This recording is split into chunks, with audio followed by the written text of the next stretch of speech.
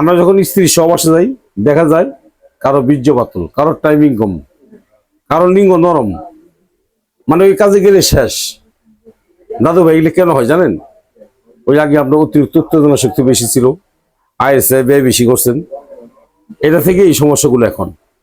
আবার কারো দেখা যায় হাত দিয়ে অতিরিক্ত হস্তমৈথুন করছেন, এটা থেকে এই সমস্যাগুলো হয়ে যায়। তাহলে কি করবেন?